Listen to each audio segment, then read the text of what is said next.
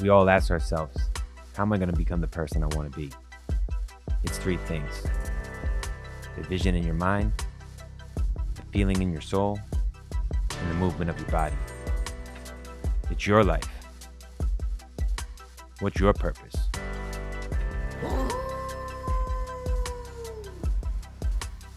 This is the Healthy Grind. All right, we are here on the Healthy Grind with one of my favorite clients. I have a lot of favorite clients, but you're definitely up there. Thank you. Danielle Verdecchia. Man, how are you? I am feeling great. It's a Monday after a long weekend, getting back Yeah, into things. yeah. So I mean, we're launching this at early in the morning, but reality of it is we both get up and we start working really hard, really early. What time did it start for you today? I wake up usually 4:15, 4:30 every morning. That's what I'm talking about. That's what time I Mhm. got up. I got up at 4:30 to get this podcasting ready. That's what I do every Monday.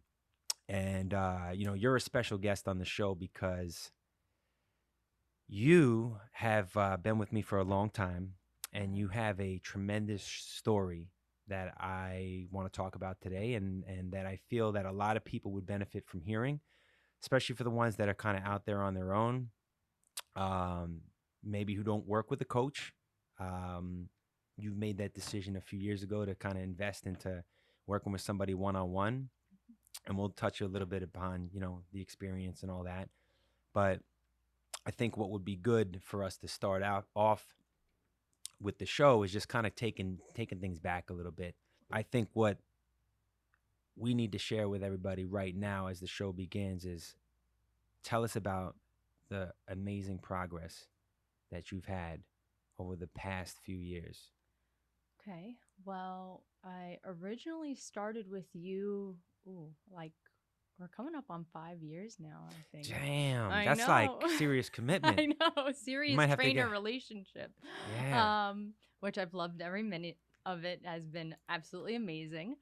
And in the past year and a half with you, doing our really personalized one on one training and the pro coach program that I've been doing with you, I have been able to lose and maintain, which is the key that I've learned, about 50 pounds at this point. Damn, it just Yeah, gave me the chills. I know. It's so exciting. Um, Sometimes you see these things online where it's like, all right, lose 50 pounds, and everybody thinks that, it can happen overnight. And the truth is, it can't, and it can't be maintained. Um, so, tell us more about that, like that process. Well, I mean, from our experience together over so many years, you've seen that I actually tried that at one point. Hmm. I did a crazy crash diet Yeah, tell me where about that. I Yeah. had absolutely no carbs, no sugars. All I was eating were Apples. yeah, basically I was doing Apples. yeah, there was Fucking apples all fucking day. Like, a few but days I was where like, that's okay, all I D. could eat. I was Yeah, like, I you were like like, apples too. "Sure." You were so kind to me. You didn't pressure me about it and you were Yeah. super supportive even though you Well, you probably just were have to like, go "This with the girl's flow sometimes crazy." as a coach and be like, I okay, know, which was great of you, but I got it. also was definitely crazy. So I was eating really it was like 2 meals a day where you had two proteins, two veggies, and two fruits. But the proteins had to be like different proteins, and your total for the day could only be like 500 calories. So of course, in the month and a half, it was like 40 days. I dropped like 35 pounds, like super quick. And I was like, oh, thank God, because I wanted to get the weight off so Mm. fast. I just like was so unhappy with myself. But at the same time, who could possibly maintain that type of lifestyle? A I'd be birthday comes angry. up. I'd be angry if you gave me Oh 500 my God. calories a day. Who could You do better watch that? out. Oh my gosh. I like Fucking bite your head pasta. off. I want pizza. I Yeah, want yeah. bread. Well, listen, take a look at that screen right Oh, there. I know. All right, you can relate to that wooden spoon because I'm sure your Yes. mom, Oh, she grandma, makes great sauce. Nona, she probably Oh. cracked. Well, I know. Well, she went straight to the sauce. I was going to I, talk about the SmackDown. well, you make the sauce and then you crack the Right, kids over it right, when they don't pay right. attention to you, but that's a But different story.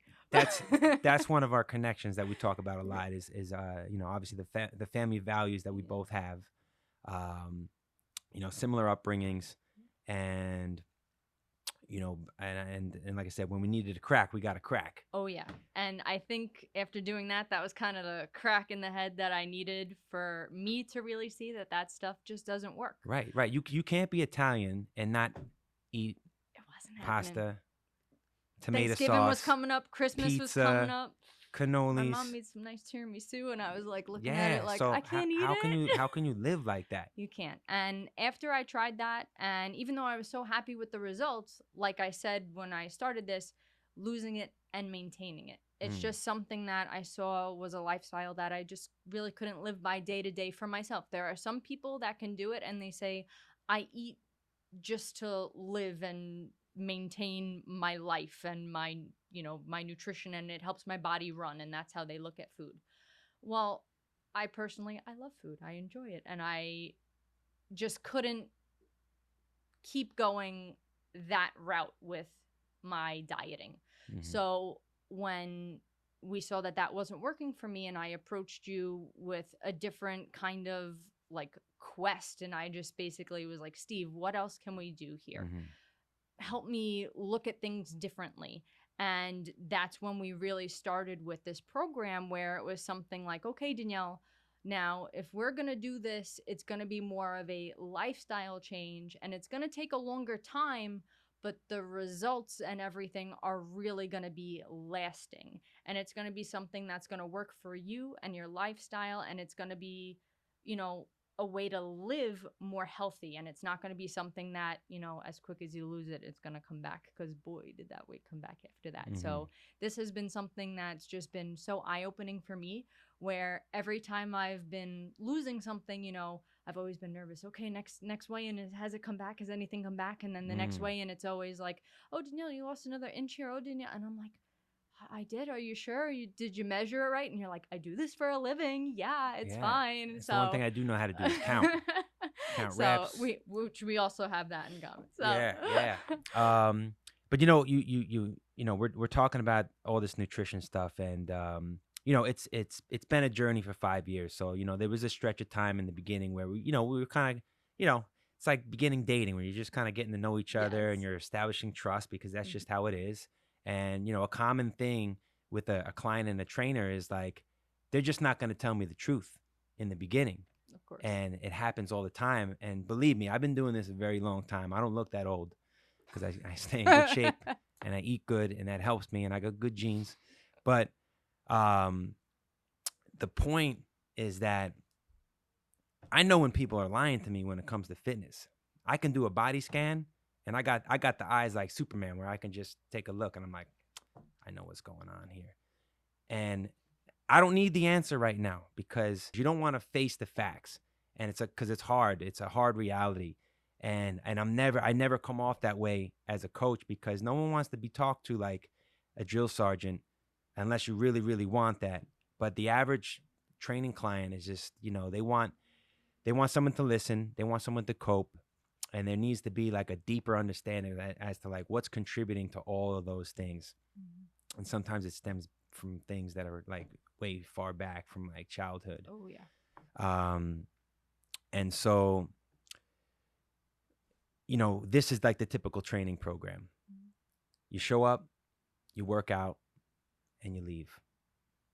And it's great. When you show up, you get like an A for the day. And any client that I've ever trained has always done a really really great job, with the exception of a few slackers who just don't want to do shit, and they don't last long, and that's cool. Sometimes they just need to try it out. But one thing that definitely was like a void in uh, you know, part of my training for a while was, the lack of nutrition.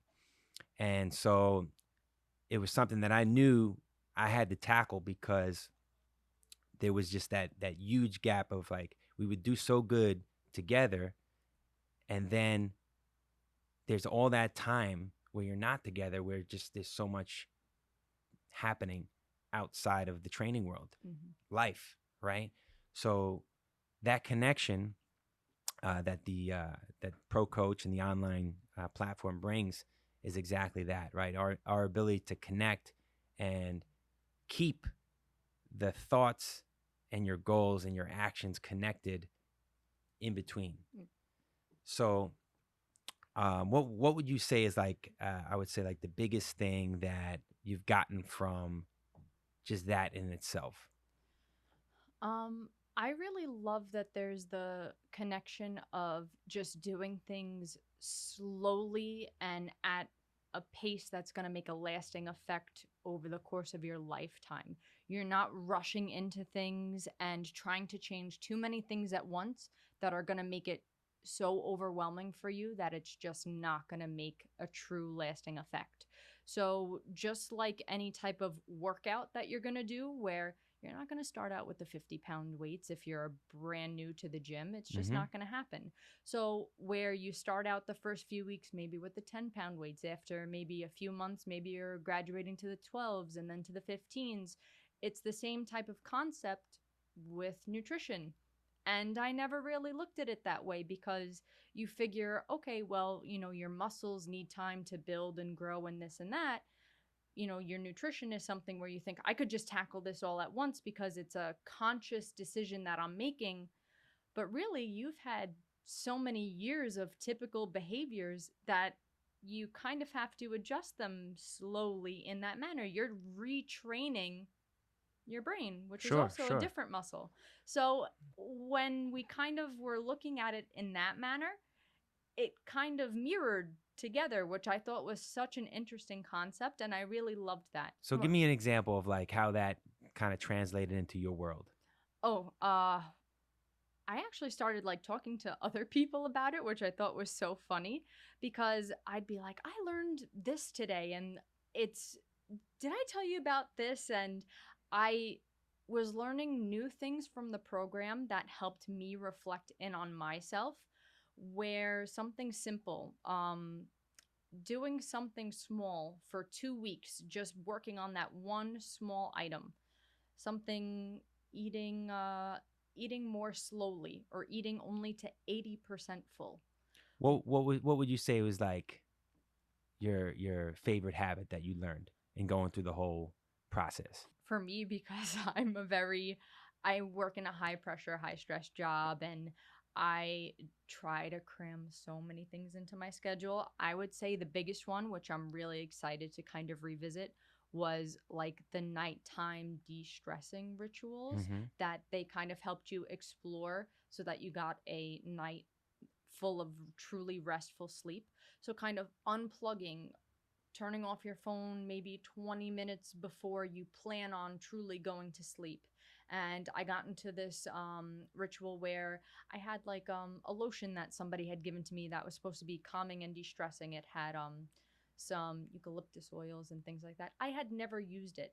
So I got into this habit where I started using the lotion, which not only helped calm me down because of the eucalyptus, but also now that my hands were lotioned, I noticed that I didn't want to touch my phone all over it. Mm. So it got me away from using the technology. And now that I was in bed not using my phone, I ended up falling asleep so much quicker. So small little tricks and, ideas here and there that they were presenting ended up really making a big difference in how I was approaching, things that were so simple in life, but I just wasn't viewing them that way. Yeah, you talk about the phone, right? And Yeah. we actually had this conversation the other day where there's so much stress that comes along with this stupid little device, and for you, you've got a high, a high responsibility being a civil engineer, Yeah. where it's a matter of like, all right, are we getting a contract? Is there a work order coming through? And I'm always on my phone between appointments Of and course. stuff like that. But when we're able to kind of get ourselves out of checking phone for work, Mm-hmm. checking the phone for social, right? Yep. Um, and it's just like we have this thing attached to our hip like every single day. Mm-hmm. It it can drive people crazy. Yeah, it's a big deal just managing to be able to like put it down and just really keep it down. So I thought that that was such a great little like trick and something that like definitely stuck out in my mind for me that I still use to this day. When I really know like I'm really stressed or I really need to relax, like I still do that to this day. It's something that has still stuck with me. So glad I got that. Yeah. So I want to take it back to where you were going through this whole journey, and it obviously started before me.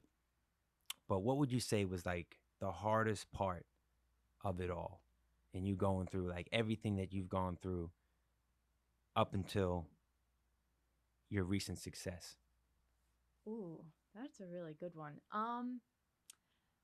I would have to say right before I came to you, I actually have a background and I love doing sports. I've always done different types of things. I've done dance. I've done a lot of team activities.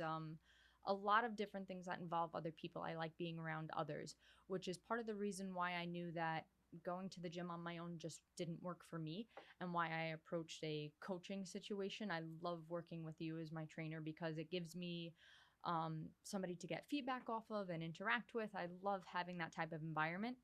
Um, right before all of that, I had lost a little bit of weight here or there, and I was feeling like great about myself Hmm. doing all those other things. And I thought, wow, this is working out so great. Like I'm doing all these wonderful things. And I had got moved to a new project, and I actually had, a recital coming up, and one of the men that I was working with, who he was an older man in his 40s, not that that's very old, but I'm saying he had children, and Hmm. someone who maybe should know better than to phrase things this way, had heard me speaking about my recital coming up, and he was like, oh, do you have any clips of you doing things? So oh yeah, I actually have a rehearsal video from the other night. So he watched the clip and he said something to the effect of, wow, you move really well for like a bigger girl. And after he said something like that, I kind of just like shrunk into the corner. And I saw one of the other guys like kind of shake his head, like, oh, you idiot. And that kind of like, for me in my head, where I was doing so well, in other people's minds, I was still the bigger girl Yeah. who moved great, but for a bigger girl who didn't just move great. Mm. So something like that made me had to stop and like evaluate, because those kind of instances happened far too often for me in my life. Hmm. And I was just kind of tired of hearing that, but also feeling like that, Sure. because I would look around the dance studio or the softball team or whatever, I was on. And sometimes I would feel like that, like, oh, I'm the biggest one here, aren't I? Or I'm the this. Even if I was phenomenal, even if I moved well or played well and was the best. I didn't have to be, but I felt insecure and inadequate. And I Mm. just was like, you know what? I'm at the point in my life where I'm, you know, financially stable and I'm on my own and I'm doing everything Hmm. else. Why aren't I addressing this? Because I can. So I decided to just do it. And it's been the best decision I've ever made, because I finally, even though it's not perfect, I'm finally at a point where I feel so much better. I don't walk into a room and wonder if everybody's staring at me and is my dress too tight, or is it too this, or did I pick out something like frumpy because that was the only thing that was available to fit me. Right. So many of those issues have gone away through this Hmm. experience, and that is just a huge relief in and of itself. Yeah, and I just remember hearing some of those situations, um, and I was just kind of like wowed and appalled by like how people would like just say what they would say to you, Yeah. and you know. For my perspective on kind of where like I've seen you grow, hands down, it's the confidence. If there was one thing that you would want to change about. Um, if I could change the way that I spoke to myself on the inside, would probably be something that I wish I could change. Even though it's something that I sometimes still struggle with. I think it's something, if you've been dealing with it for a long time, moving forward can be difficult. There's a self worth that sometimes gets associated with your body image in this day and age, just with how social media has just completely changed the the platform Sure. Yeah. of how especially not that it hasn't for men as well, because I know that there are really not as many places for men to vocalize how it affects their body image, but I know for women too, with all the retouching and the really anywhere. But it just there's I feel like a bit more of a pressure to look a certain way. And Sure. I've been growing up with that since I was a kid. And I think that in my head, I just told myself and had other people telling me that that meant that if I looked a certain way on the outside, it meant that I wasn't worth love from others. So it caused me to treat myself badly on the inside, which Hmm. is something that I desperately wish I could go back and change, because at this point, after going through everything, I see how wrong and how terrible it was Mm. for me to feel that way and to allow myself to have felt that way. But when you're growing up in that, environment, Exactly. sometimes it's hard to see that. Sure. As an Sure. adult, it's much easier for you to kind of make that boundary, even though it still has its difficulties Hmm. nowadays. But Hmm. I think that's the most important part. Um, Yourself, your confidence, and then your support system. Because if you keep those negative people around you, it's only going to breed more negativity. If It's you true. have those true supportive friends and family figures around you who are with you for the journey that you're on, Hmm. who I have had some amazing figures. Some of my best friends. Susan is a fantastic swimmer, runner, athlete. She has had a Hmm. tremendous impact on me. My sisters Jillian and Samantha, who are always supportive for me in my dieting, gymming, softball games. They'll come and support me. It has been unparalleled to me in my journey and how I've approached it to have those figures there for me. Yeah. 100%. Mm. 100%. I mean, the encouragement is everything, because there's always going to be those times where we all hit a wall. The motivation isn't there. And then, you got to show up to a training appointment, or you got to meet one of your friends at the gym, or you have a softball game, or you're going to Zumba class. So I think a lot of people can benefit from exactly what you said. It's just having the right people in your circle that really care about you and just love you for who you are. Um, so with all that said, where do you want this journey to go? Really at this point, physically speaking, I'm kind of in awe of the progress that I've made, because in your head you say, "Oh, if I'm at this weight, I'd be happy." And it's so funny because after you get there, you're like, "I could probably improve this and do that." So Mm-hmm. I don't know if it's necessarily a number or a size or anything of that nature. I think it's kind of just like these little goals that you set for yourself, because I told myself if I ever fit into a single digit size, which I haven't done since elementary school, I'm going to be so thrilled. And my little sister zipped me up in the store the other day. We're getting ready to go to a wedding, and she zipped me up in a size 8 dress, and I was like, and she was It's like, amazing. and we like had a little high five moment, and Yeah. it did that, and I was like, oh my gosh. So things like that like give you the little motivation, and you say, well, if I got here, Mm. what could I do next? So um I've been hoping to maybe like run a 5K or run a Yeah. 10K, something like Yeah. that, because I am not a good runner. I do like elliptical running, which isn't real running in my head Mm-hmm. because on the Mm-hmm. pavement it definitely hurts a lot more Yeah. that I've Yeah. come to notice. Um, but last year, my friends Susan and Marlise introduced me to this really great 5K run that we did through the Bronx Zoo, and it actually Mm. you raise money for wildlife conservation, and I really enjoyed it. But when I was doing the run with them at that time, I was kind of just starting more so my training Mm-hmm. journey with you and starting to do the elliptical running. So it probably wasn't the best performance I could have given because I was still in the early stages. So I've kind of been wanting to redo it and see the improvement that Sure. I could have Sure. made. And little things like that, and just trying to be there for other people who are hoping to go through similar journeys. At this point, I'm just kind of looking to, I don't know, just strengthen and be happy and be involved in as many things that bring me joy as possible. I love playing, sports, and I love being involved in Zumba class and just Yeah, jumping around yeah, and hell going yeah, crazy hell with all yeah. the other people who are there. So at that point, once you get to a place where you feel fulfilled and not so nervous and anxious about what other people are looking at you for, it's so amazing the kind of joy that you can find The in things freedom, that, yeah, yeah, and things that were the so freedom of simple yeah, the and freedom you of didn't notice mind, it before. freedom of movement, Yeah.